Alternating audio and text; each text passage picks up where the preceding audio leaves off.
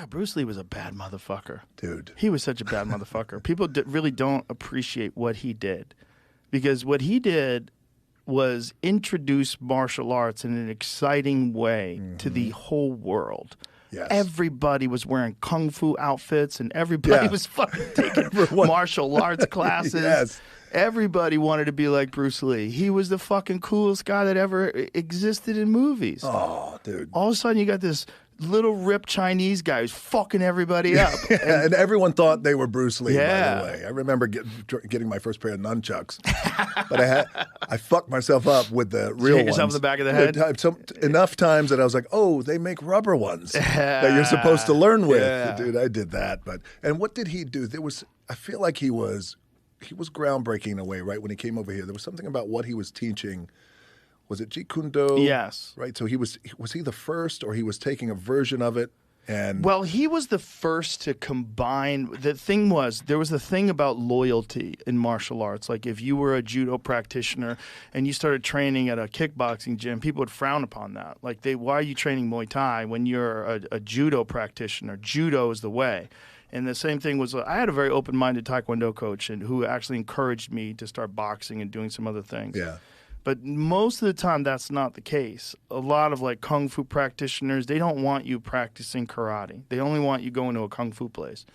What Bruce Lee said is use everything that's useful. Everything that's useful. And he put together a system of martial arts that incorporated everything that he learned, from grappling from Jean LaBelle and karate from Chuck Norris and Tang Soo Do, and kung fu from Yip Man, from Wing Chun. He put it all together with Western boxing and wrestling. He realized like there's so many different ways to fight, and the style is having no style.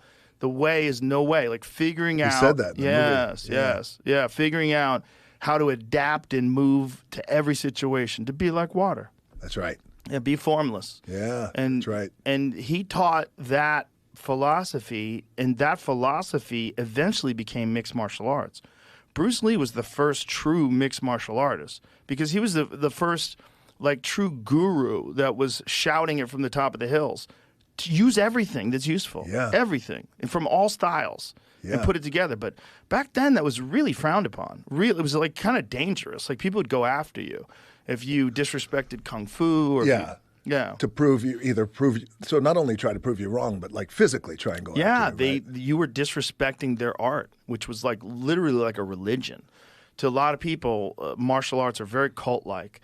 And when you get into a martial arts school, a lot of times the instructor is almost like a cult leader. You think that person is invincible; they can't be beaten by anyone. Yeah. You have these like weird ideas about your master. Yeah. I mean, you even call them a master. And so there's this like very rigid thinking that used to exist before, but not anymore. No, there's no. referential UFC, to master or no, the UFC just fucking put that away. Yeah, like there's still schools out there that run like that, but they're not legitimate and they're not the good ones.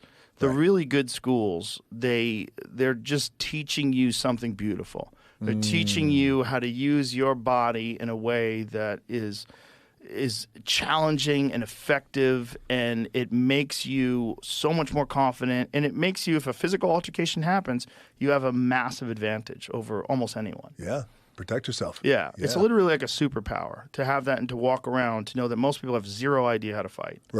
Right. And so we've all seen these fucking Instagram videos of guys who have no idea how to fight, and they're fighting each other, and they don't even know each other, and they're swinging and just wild. Swinging for the fences. Yeah, hoping something connects. Yeah, I mean, if you're a trained fighter, that looks hilarious. Yeah, it's like, oh, this is. What are you doing? Like, you just like stop for a second. You just Hold move on. it around, like, dude, you're gonna get hurt here. Like, stop. Yeah. Yeah. When was the last time you got into a fight?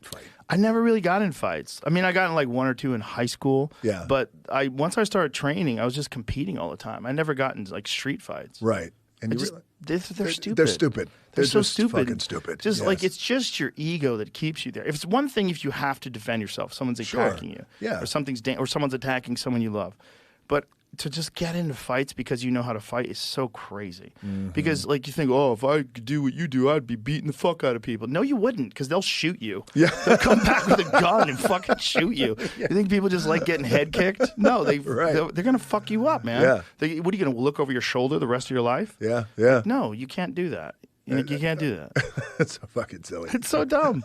It's so dumb. But also, that's people that haven't trained. They don't understand that. Like, right. When I tell people, like, the best way to stop bullying, it sounds so counterintuitive.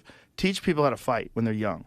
Yeah. Teach bullies even how to fight. They won't be doing that. That's right, because they, in a way, inherently have a respect. Yeah, they're insecure. And, yes. The reason why they're imposing their strength on other people and trying to make people feel bad is because they feel bad. And they think somehow or another by being a piece of shit to someone who's smaller than them, that somehow or another that boosts them up. But it doesn't. It just gives you, like, you have low self-esteem. You can't think of yourself as, like, a hero if that's the kind of life you're living. It's a terrible way to live. It is, yeah. And they don't.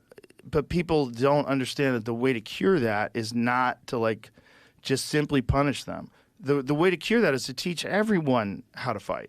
Like, it should be a thing that men learn, and I think some women too. Like, not mandatory. I'm not saying everyone should have to do this, but it should be an option available to you. And if that option is available to you and you take it, I think it'll better your life, and I think it'll stop a lot of this bullying. I really do. Absolutely. And the spirit of learning how to protect yourself, right, in that anchor of learning how to protect yourself, and then learning how to fight, learning how to throw a punch, learning how to do this. Yeah. You also learn the value in difficult work and in getting better at things. And some people never learn that. They never learn that. I mean, that's a whole idea about training really fucking hard. You know, the value of putting in that hard work early. I always tell athletes, and I know you feel the same way, it's like whether you're on the football field, basketball court, in the cage, whatever it is that you do, whatever kind of athletics, it always starts in the gym. And once you're done, and your playing days are over, your fighting days are over, wrestling days are over, you go back to the gym. Like, it all starts in the gym. Yeah, with that hard work that you put in. You just have to keep your body healthy. If you can't keep your body healthy, I understand. But if you can, you've got to do it. It's something that everyone should do. It makes your life better. It just does. Yeah.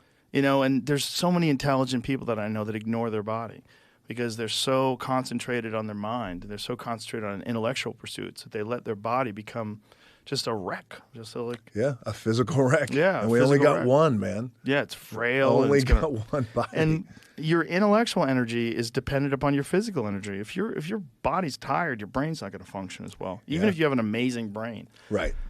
You're not giving it what it needs. That's right. That's right. Yeah. I agree. And it's also the best way to filter out the noise of life. Like, if you choose to do something that's much harder than anything else you're going to experience, and it's voluntary, the rest of life